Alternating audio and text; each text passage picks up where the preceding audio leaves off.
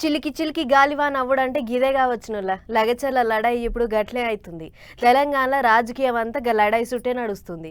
CM sir సొంత ఇలాకలు అయ్యేటాళ్లకు ఈగింత ఎక్కువ సాపిస్తుర్రు ప్రతిపక్ష పోళ్ళు. అట్లా గీ లడాయి మీద కార్ పార్టీలకు షేయి పార్టీలకు నడుమ జోరుగా అవుతుంది జవడం. అదంతా మనం కూడా ఒక్కసారి అరుసుకొని వద్దాం పారి. కేటీఆర్ సార్ ఏమో ట్విట్టర్ గుట్లే రాసుకోవచ్చుడు, అది చూసినాక షేయి పార్టీ లీడర్లు మైకుల ముంగడికి వచ్చి పొట్టు పొట్టు సాపించుడు. అబ్బో చిన్నగా నడుస్తలేదు పోండ్లి. ఇప్పుడు తెలంగాణలో లగచర్ల పంచాయతీ మీద లడాయి. ఆళ్లను ఈళ్లు చాపించుడు, ఈళ్లను ఆలు చాపించుడు జోరుగా అవుతుంది. అల్లుని పైకి తెద్దానికి, అన్నను బాగు చేద్దానికి రైతుల్ని నిండా ముంచిండు. ఈ 9 నెలల్లోనే రైతుల్ని రోడ్డున పడేసిండు. అయ్యకు కొడుకును, తల్లికి బిడ్డను, భార్యకు భర్తని అయినోళ్లకు దూరం చేసిండు. ఈ పాపం ఓవలు మోయాలని కాల్ పార్టీ ముఖ్య లీడర్ కేటీఆర్ సార్ ట్విట్టర్ గుట్లే రాసుకొచ్చిండు. ఇక సార్ రాతలు చూసినాక షేయి పార్టీ లీడర్లు ఊకుంటారా? ఆళ్ల తరీకలాళ్ళు మైకుల ముంగడికి వచ్చి పొట్టు పొట్టు చాపించారు. మీకు ఉద్యోగాలు కోల్పోయినప్పుడల్లా, లేకపోతే మీ రాజ్య అధికారం కోల్పోయినప్పుడల్లా అమాయకులైన పేద ప్రజానికాన్ని రెచ్చగొట్టి వాళ్ళ భవిష్యత్తుని పరంగా పెట్టి వాళ్ళు నష్టపోతే ఆ నష్టంలోంచి మీరు ఫలితాలు పొందాలని చూసుకునేటువంటి ప్రయత్నాన్ని కాంగ్రెస్ ప్రభుత్వం చూస్తూ ఉంటుంది. So it is a good policy for the state. Decentralise చేస్తున్నాము, ఒకటే దగ్గర కాదు. మీరు నగరానికి అన్ని వైపులా అభివృద్ధి చెందాలి. ఈవెన్ రూరల్ ఏరియాస్ కూడా అభివృద్ధి చెందాలి. వెనకబడిన ప్రాంతాలు కూడా అభివృద్ధి చెందాలి. ఈ రాష్ట్రం తెచ్చుకున్నదే, ఈ రాష్ట్రంలో ఉన్న అనేక వెనకబడిన ప్రాంతాలన్నీ అభివృద్ధి చెందాలి కదా. కేవలం మీకోసం మీరు చెప్పినట్టు చేయడం కోసం కాదు కదా. అగో ఇన్నరా, సర్కారోళ్ళు చేసిన తప్పేందో కూర్చుగా కేటీఆర్ సారే చెప్పాలన్నట. ఎక్కడో ఉండి మాట్లాడు కాదు, రా కూర్చొని మాట్లాడుకుందాం అన్నట్టే చిన్న సీఎం బట్టి సారు సురుకులు పెట్టిండు. బట్టి సార్ ఒక్కడే కాదు, అటు షేయి పార్టీ పెబ్బ మహేష్ కుమార్ గౌడ్ అన్న కూడా గట్టిగానే తగులుకున్నాడు. ఆళ్ళు ఈళ్ళు కాదు, అసలు లగచర్ల లడాయిలో A1 కేటీఆర్ అన్నట్టు మాట్లాడుకొచ్చిండు. ఒకలెనకొగలన్నట్టు వాళ్ళ బామ్మార్తిని అందుకుంటే ఇక హరీష్ రావు సార్ ఊకుంటాడా? ఆయన అందుకున్నాడు. ప్రజల తిరుగుబాటు నీ కొడంగల్ నుంచే ప్రారంభమైంది. నువ్వు అక్రమంగా అరెస్ట్ చేసి మా నరేందర్ రెడ్డిని జైల్లో పెట్టావు కావచ్చు, మా కేటీఆర్ మీద కుట్రలు చేస్తావు కావచ్చు, కానీ తిరుగుబాటు ఆగదు. నిన్ను ప్రజలు గద్దెదించేదాకా కూడా వదిలిపెట్టరు అని హెచ్చరిస్తా ఉన్నా. నీకేదన్నా బీఆర్ఎస్ మీద కోపం ఉంటే నన్నో, కేటీఆర్ నో, మా లక్ష్మారెడ్డినో, మా పల్లా రాజేశ్వరరెడ్డిని జైల్లో వేయండి, మేము పోతాం. కానీ అమాయకులైన గిరిజన రైతులను ఎందుకు జైల్లో వేసినామని మేము అడుగుతా ఉన్నాం. ఈ అన్యాయాలను ఎట్టి పరిస్థితుల్లో నువ్వు ఎన్ని అక్రమ కేసులు పెట్టినా, మమ్మల్ని ఎన్ని రకాలుగా వేధించినా బీఆర్ఎస్ పార్టీ నిన్ను ప్రశ్నిస్తూనే ఉంటది, నీ వెంట పడుతూనే ఉంటది. లగచర్ల లడాయిలో మాజీ ఎమ్మెల్యే పట్నం నరేందర్ రెడ్డిని పోలీసులు పట్టుకపోయి చర్లపల్లి జైలు వేసిన ముచ్చట అందరికి ఎరుకున్నదే కదా. ఇగట్ట ఆయన పాలి మందలిద్దానికి పోయిన కాడ ఇగో గీతీలుగా ఆడిపోసుకున్నాడు హరీష్ రావు సారు. ఇట్ట ఆళ్లను వీళ్ళని ఆళ్ళనుడు, ఒకలంటే ఒకరు, అస్సలంటే అసలు మాట కింద వండిత్తలేరు. మరి చూడాలకి లగచర్ల లడాయి ఎంత దూరం పోతుందో, గీ లడాయి ఇంకెన్ని వద్దులు నడుస్తుందో అనేటిదిగా రేపు.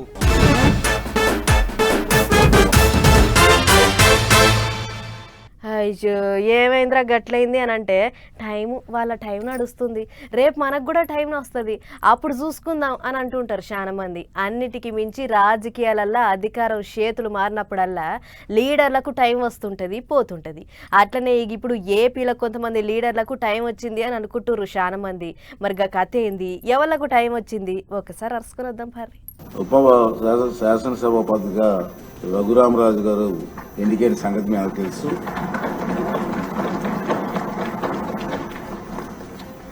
రఘురామకృష్ణరాజు గారు సభాపతిగా ఏకగ్రీవంగా ఎన్నికైనందుకు నాకు అందరికీ కూడా సంతోషమే. నాకు మరీ సంతోషం ఏంటంటే ఇప్పుడు కూడా నవ్విస్తూ ఉండే వ్యక్తి.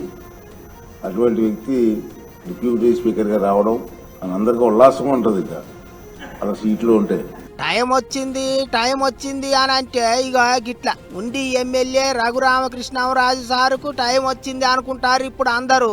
అసెంబ్లీకి అయ్యన్న పాత్రుడు సారు స్పీకర్ అయితే ఇక ఇప్పుడు రఘురామ సారు డిప్యూటీ స్పీకర్ అయ్యిండు.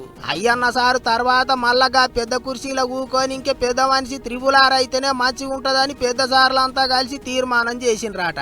CM sir deputy CM sir కలిసి సారును దోలుకపోయి పెద్ద కుర్చీలో కూకబెట్టిండ్రు.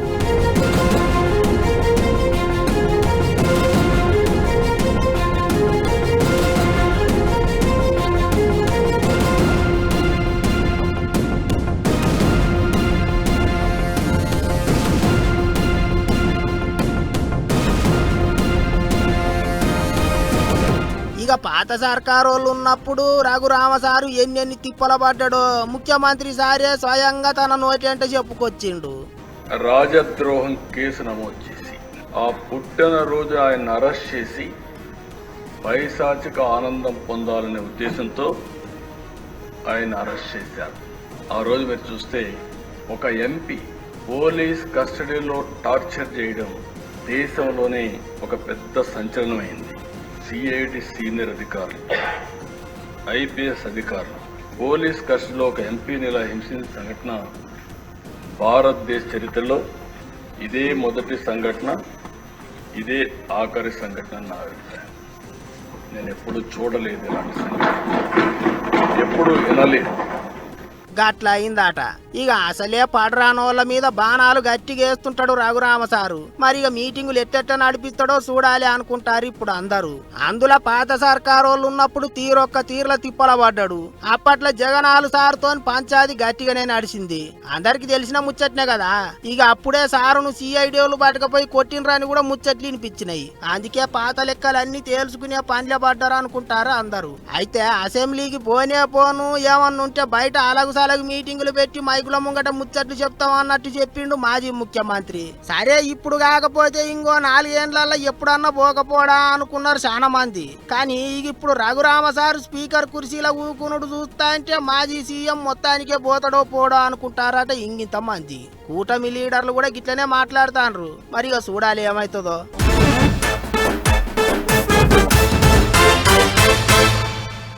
ఒక ఊళ్ళో మొత్తం ఎంతమంది ఉన్నారు, అలా ఏ కులపోళ్ళు ఎంతమంది ఉన్నారు అనే లెక్కలు తీయాలంటే మొదలు ఓటర్ లిస్టు ముంగటేసుకోవాలి. అటెనక ఓట్ల లిస్టును బట్టి ఎంతమంది ఏం కథ అనేది చూసి ఆఖరికి ఓటు హక్కు రానోళ్ళు ఎంత, పుట్టిన సంటి బిడ్డలు ఎంత అనే లెక్కలు తీస్తే సరిపోతుంది. కానీ అదే రాష్ట్రం జనాభా ఎంతుంది, ఏం కథ అనే వివరాలు తీయాలంటే ఏకంగా సర్వేనే చేయాలి. అగో గదే చేస్తుంది మన తెలంగాణ సర్కారు.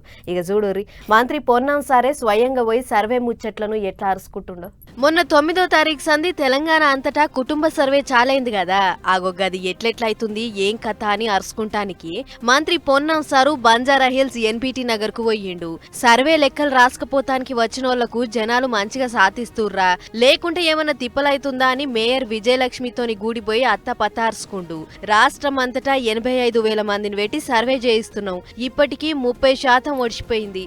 సోషల్ మీడియాలో సర్కార్ను బద్నాం చేయాలని కొందరు పనిగట్టుకుని ప్రచారం చేస్తుర్రు. అసొంటి ఉద్దర ప్రచారాలు ఎవ్వళ్ళు నమ్మొద్దు, ఎవ్వరికి కూడా సర్కార్ పథకాలు కట్టుగావు అని మంత్రి సారు సర్వే ముచ్చట సాపుగా చెప్పిండు. ఈ సమాచారం గోప్యంగా సమాచారం ప్రభుత్వమే సేకరిస్తుంది. ఈ సమాచార సేకరణ వల్ల ఎవరికి కూడా ఏ ప్రభుత్వ పథకాలు కట్టుగావు. ఇంకా అదనంగా ఇవ్వడానికి సంబంధించినటువంటి సమాచారం ఉపయోగించుకుంటాము. దీని మీద అనేక రకాలుగా అనేక వేదికలపైన చర్చ చేసి భవిష్యత్తు కాలంలో ప్రజలకు ఉపయోగపడే విధంగా మార్గదర్శకత్వం తీసుకుంటుంది ప్రభుత్వము. ప్రధానమంత్రి లాగా కూడా స్పందించే విధంగా ఈ యొక్క కార్యక్రమం జరుగుతోందంటే ఈ కార్యక్రమం యొక్క ప్రభావాన్ని దయచేసి గుర్తుపెట్టుకోవాలి. ఇది రాజకీయాలకు సంబంధం లేదు. ఇది కేబినెట్ తీర్మానం తర్వాత శాసనసభలో ఆమోదించబడ్డది. గదన్నట్లు సర్వే లెక్కలు తీసి సర్కార్ తరఫుకెంచి ఇంకేమన్నా ఆసర కావాలా అని చూస్తానికే గీ లెక్కలు తీస్తున్నావు తప్ప జనాలకు టోపీ పెట్టేతందుకు మాత్రం అసలే కాదని కుల్లా చెప్పుకొచ్చిండు. అంతేకాదు నిన్నీళ్ళ కొందరు సర్వే పేరు చెప్పుకొని ప్రైవేట్ బ్రోకర్ గాళ్ళు ఊర్ల పొండి వస్తుర్రని మాకు తెలిసింది. అసొంటోళ్లు తస్మాత్ జాగ్రత్త, దొరికితే మాత్రం తోలు తీస్తామని గట్టినే వార్నింగ్ ఇచ్చిండు. దొంగతనంగా దీన్ని అపహాస్యం చేసి ఇట్లా ఐడెంటిటీ కార్డు తీసుకొని వాళ్ళ బాధ్యత హోదా తీసుకొని వస్తా ఉన్నారు. ఎవరైనా అటువంటి ఎక్కడైనా ఒక సంఘటన జరిగితే వాళ్ళ మీద తీవ్రంగా స్పందిస్తాము. అధికారులు అటువంటి చర్యలు తీసుకుంటారు. ఊరికే సోషల్ మీడియాలో పెట్టినటువంటి వాళ్ళపైన కూడా తగిన చర్యలు తీసుకునేది. ఎందుకంటే తప్పుడు సమాచారం ఇచ్చి కొంత అనాథరైజ్డ్ పర్సన్స్ వస్తున్నారని అపోహ క్రియేట్ చేస్తే వీళ్ళని కూడా నమ్మకుండా చేయాలని ఆలోచిస్తారు. They want trying to do disturbance.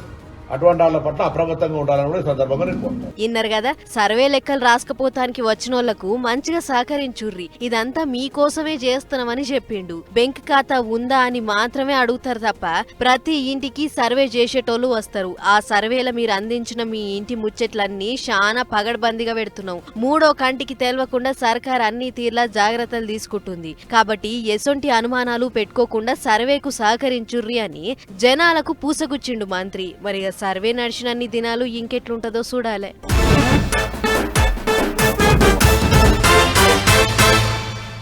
ఎంత చెప్పినా ఇంకా ఏదో మిగిలే ఉన్నది అన్నట్టుంది రుషికొండ ప్యాలెస్ కథ. పాత సర్కారోళ్ళు కట్టిన ప్యాలెస్ గురించి రోజుకో కొత్త ముచ్చట బయటకు వస్తుంది. ఆ ముచ్చట్లన్నీ చూసి పబ్లిక్ వావు వాయో అని నోరు తెరుస్తుర్రు. అన్నేమో కానీ అసెంబ్లీ మీటింగ్లు పెట్టినప్పుడల్లా లీడర్ సాబ్లు రుషికొండ ప్యాలెస్ ముచ్చట్లను ముంగటేసుకుంటుర్రు. దానికి అంత అయ్యింది, దీనికి ఇంత అయ్యింది అని లెక్కలు చెప్తుర్రు. ఇక చూడుర్రి.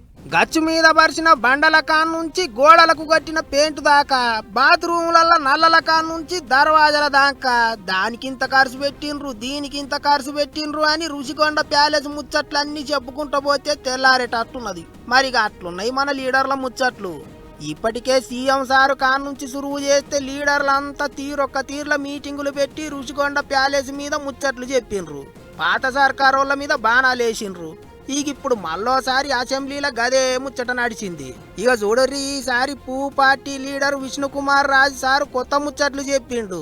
ఋషికొండ ప్యాలెస్ లో దోపిడీ అధ్యక్ష, ప్రజల డబ్బుని దోపిడీ చేసి దుర్వినియోగం చేసి కళ్ళ ముందు కనపడుతూ ఉంటే మనకి ఇంత లెక్కలు పేమెంట్లు ఇచ్చినవి ఇవన్నీ కనపడుతూ ఉంటే అధ్యక్ష, మరి జగన్మోహన్ రెడ్డి గారిని జీవిత కాలం కూడా జైల్లో పెట్టినా తప్పు లేదు అనేది నా యొక్క అభిప్రాయం అధ్యక్ష. ఎందుకంటే we have all the reasons. డబ్బు దుర్వినియోగం, అబ్నార్మల్ ప్రైజింగ్ అత్యంత దారుణంగా చేస్తే మీదికెళ్ళి నీళ్లు చల్లే శవర్ణాలకు 4 లక్షలు ఖర్చు పెట్టిండ్రాట. ఒక్కో తలుపుకు 30 లక్షల దాకా ఖర్చు చేసిండ్రాట. గచ్చు మీద బండలు బరవనికి అడుగుకు 37,000 రూపాయలు ఖర్చు చేసిండ్రాట. ఓ గిట్ల పైసలా పెంకాసులా అన్నట్టే ఖర్చు చేసిండ్రని రుషికొండ ప్యాలెస్ మీద జోరుగా నడిచినాయి లీడర్ల ముచ్చట్లు. నడమ రఘురామ సారు కూడా ప్యాలెస్ ను ఏం చేయాలి అనే దాని మీద మాట్లాడిండు. దాన్ని ఒక మాన్యుమెంట్ గా ఉంచి ఒక నియంత కట్టుకుందాం అనుకున్న, ఒక పేదవాడు కట్టుకోవాలనుకున్న చిన్న గూడు ఇదని చెప్పి మనం దానికి ఒక టికెట్ పెట్టి ముంతాజ్ కోసం తాజ్మహల్ కట్టిన షాజహాన్కి మరి ఇప్పుడు గుర్తింపు వచ్చింది. అలాగే దాన్ని మనం ఒక మాన్యుమెంట్గానే వాడుకుని ఒక నియంత కట్టుకున్న చిన్న ఇల్లుగా మనం అభివర్ణించి దాన్ని ఎటువంటి కూల్చివేతలు లేకుండా చక్కగా సౌందర్యంగా దాన్ని మెయింటైన్ చేయాలని చెప్పి టూరిజం మంత్రి గారిని మనస్ఫూర్తిగా కోరుకుంటూ గిట్ల ప్యాలెస్ లకు పబ్లిక్ ని ఇడవాలి, పాత సర్కారోళ్ళు పైసలు ఎట్లా ఆగం పట్టించిండ్రో అందరికి చూపియాలి అన్నట్టు మాట్లాడిండ్రు లీడర్లు. మరి ఇక ఏం చేస్తారో, పబ్లిక్ ని ఎప్పుడు ఇడుతారో గాని అసెంబ్లీలో కూడా ప్యాలెస్ ముచ్చట్లు జోరుగా నడిచినాయి. మొన్న నేను ఆఫీస్ చేసుకొని ఇంటికి పోతుంటే యూసుఫ్గూడ మెట్రో స్టేషన్ కింద ట్రాఫిక్ పోలీసు వాళ్ళు డ్రంక్ అండ్ డ్రైవ్ చెకింగ్లు చేస్తుర్రు. నేనంటే ఆడపిల్లను కాబట్టి నన్ను ఇడిచిర్రు కానీ బ్యారికేడ్లు పెట్టి బండ్లను ఆపేటాళ్లకు ఫుల్ ట్రాఫిక్ అయ్యింది. అసుంట పోగానే మళ్ళా మధురానగర్లో కూడా గీదే కథ. ఎవరిని ఇడుస్తలేరు పట్నం ట్రాఫిక్ పోలీసు వాళ్ళు. లీడర్లకు చుట్టాలని చెప్పినా ఇడుస్తలేరు. నీకంటే నేను పెద్ద పోలీస్ ఆఫీసర్ను అని చెప్పినా ఇడుస్తలేరు. అగో గట్లనే బగ్గదాగి పట్నం పోలీసు వాళ్ళకు దొరికిండు గీసారు.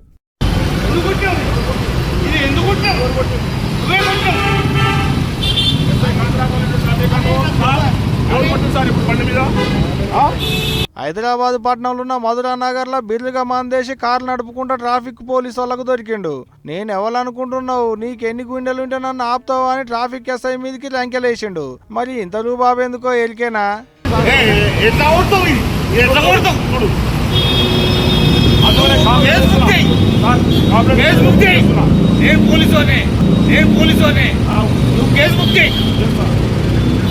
అగో సార్ కూడా పోలీసేనాట. మళ్ళీ చిన్న చిన్న కొలువు గిట్టనేమో అనుకున్నారు. కాదు, సిద్దిపేట పట్టణంలో ఏసీపీ కొలువు చేస్తుండట సారు. సార్ పేరు సుమన్ కుమారు. మరి పట్టణానికి ఏం పని మీద వచ్చిండో ఏమో గాని బాగా దాగి కారు నడుపుతుంటే మధురా నగర్ లో కారు ఆపిల్లట ట్రాఫిక్ వాళ్ళు. నేను కూడా పోలీసు నీకంటే పెద్ద ఆఫీసర్లు నేను, ఎంత ధైర్యం ఉంటే నా బండిని ఆపుతామని సింధులు దొక్కిండు. అయినాకి ఎస్ఐ సార్ ఏం ఊకోలే. బాగా దాగి కారు నడుపుడే కాకుండా ఇంకా నా మీదకే రూబాబు చూపెడతావా అని లా అండ్ ఆర్డర్ పోలీసు పోలీసులకు పట్టించిండు గీ తాగుబోతు ఏసీపీ సార్లు. గాలికి పోయేటి కంపను ఈపికి తగిలించుకుండా అంటే గిదే కదా. ఊరికే నేను కూడా పోలీసునే పలానా కొలువు చేస్తా పలాని కాడ చేస్తా తాగింది వాజీబీ అంటే వాళ్ళే ఇడిచిపెట్టేడుతుండే. ఊరికొక ముచ్చట చెప్పి అవతల పడేడు దానిక నేను అది ఇది అని నలుగుడు నలికితివి. ఇప్పుడు ఏమైందే సోనన్న నలుగు ఇట్లా నవ్వు బాట్ల పైన తోటి పోలీసు వాళ్ళ కాడ ఉన్నిచ్చేది బాయే అనుకుంటూ లటకి ముచ్చట తెలిసిన పబ్లిక్ మరి కాదా.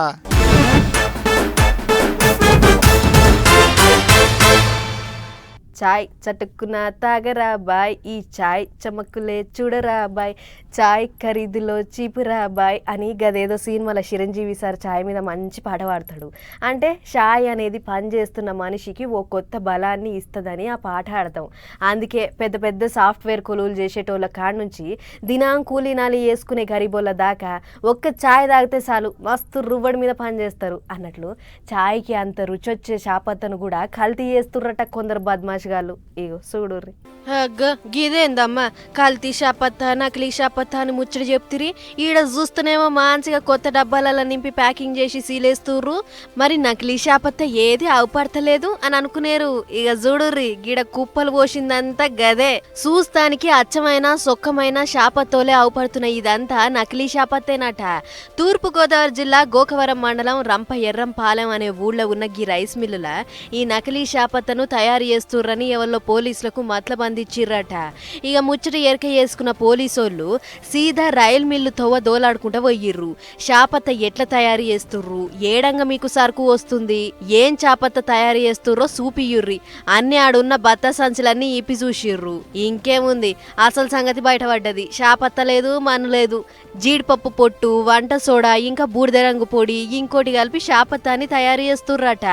ఇక గిండ్రిలు ఆడిచ్చి పక్కెమ్మటున్న మిషన్ మీద జల్లడ పడుతుర్రో ఏం పాడో గాని అన్ని ఎంకలాడితే 31 బస్తాలలో దాచిపెట్టిన 1250 కిలోల నకిలీ చాపత్త పట్టుకున్న పోలీసులు క్రీమ్ రంగు పొడి బత్తాలు 15, బూడిద రంగు పొడివి 14 బత్తాలు ఉన్నాయట. అది చూసి చాపత్తల గివంట సోడా జీడిపప్పు పొట్టు ఎందుకుంటదిరా బాయ్ అని మస్తు గరమయ్యారు. మీ చాపత్త అసలుదా కాదా అనేది ఇప్పుడు కాదు, ఇది ల్యాబ్కు పంపిస్తాం. ఆడ గనక నకిలీ అని తేలిందంటే మాత్రం మీ మీద క్రిమినల్ కేసులు పెట్టి బొక్కలేస్తామని చెప్పిర్రట. శాంపుల్ కోసమని గిట్ల డబ్బాలలో నింపి లక్కతోని సీల్ చేసిర్రు. ఇంతలనే ఫుడ్ సేఫ్టీ అధికారి రొక్కయ్య వచ్చి అప్పటికే సీల్ చేసిన డబ్బాలను చూసి ఇది గనక తప్పని తేలితే మీ దుకాణం బంద్ అని చెప్పిండట. చూస్తుంటే ఇది దయ్యాల కొంప లెక్కనే ఉన్నది. కింద సాప షింపులు అసొంటి ఏం లేవు. గమాటిల చాపత్త ఎట్లా తయారు చేస్తున్నట్లు జనాలకు ఎట్లా అమ్ముతుర్రు అని గరమయ్యి మేం చెప్పేదాకా మళ్ళా ఈ దుకాణం తెరవద్దు అని వార్నింగ్ ఇచ్చిపోయిర్రట. చూడు రమ్మ ఇలా రేపట్ల ఎట్లున్నదో.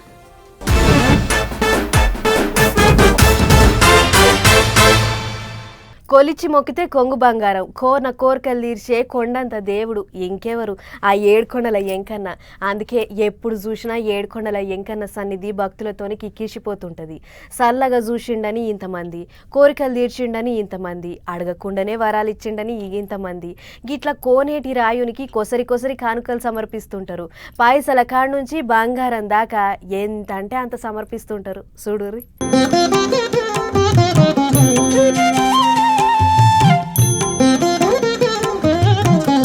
ఆగ చూడరి ఎట్లా మీరు మెట్లు గొలుపుతాంది పూసల దండ. బంగారు పోగులతోని అచ్చమైన బంగారంతోని తయారు చేసిన లక్ష్మీదేవి రూపుతోని మధ్యలో 4 మూలల పథకాలతోని ఆ శ్రీవారికి సమర్పించనికే తయారు చేసిన మాలగిది. అసోంటి మాల కాదు, వైజయంతి మాల అంటుంటారు కదా, గిదే వైజయంతి మాల అంటే. టీటీడీ మాజీ చైర్మన్ దివంగత డీకే ఆదికేశవులు నాయుడు సారు మనవరాలు ఆ ఏడుకొండల ఎంకన్న కోసం ఈ వైజయంతి మాల తయారు చేయించిందట. ఏం తక్క 2 కోట్లు విలువ చేస్తుందటగా మాల. మరిగా పూసలు అందులున్న వజ్రాలు అన్ని అచ్చమైనవి స్వచ్ఛమైనవి అట. గట్లనే తిరుచానూరు పద్మావతి అమ్మవారికి కూడా ఓ మాలను సమర్పిస్తారట. ఎప్పుడు ఈనుడే గాని వైజయంతి మాలను చూసినోళ్ళు తక్కువ మందే ఉంటారు. అందుకే చాలా మంది కండ్లు పెద్దగా చేసుకొని చూసిండ్రాట. ఇక దేవదేవుడు ఆ కనక మహాలక్ష్మికి ఇంటి ఆయనే, మరిగా ఆయనను మించిన శ్రీమంతుడు ఈ లోకంలో ఎవరుంటారు చెప్పుర్రే. శ్రీవారి వైభోగం అంతింత కాదు. ఏడాదిలో ఎప్పుడు చూసినా వెంకన్న సన్నిధి భక్తులతోని కిటకిటలాడుతూనే ఉంటది. కోనేటి రాయుని ఖజానా నిండుతూనే ఉంటది. అట్లా శ్రీనివాసుని ఆదాయం ఏటికేడు ఇంతింత పెరుక్కుంటూనే పోతున్నది. కట్టల కొద్ది పైసలు, కిలోల కొద్ది బంగారం జమ అయితేనే ఉన్నది. పోయినేడు అచ్చరాల 1161 కోట్ల రూపాయల ఆదాయం వచ్చిందట. బ్యాంకులల్లో 1000 కోట్లు 1000 కిలోల బంగారం ఉన్నది. అయితే అన్ని 1000 కోట్లు అంత బంగారం వస్తున్నా ఆ వెంకన్న కుబేరుని దగ్గర తీసుకున్న అప్పు మాత్రం తీర్తలేదట. ఎంతొచ్చినా వడ్డీకే సరిపోతలేదు అన్నట్టు చేస్తాండు కుబేరుడు అనుకుంటారు భక్తులు.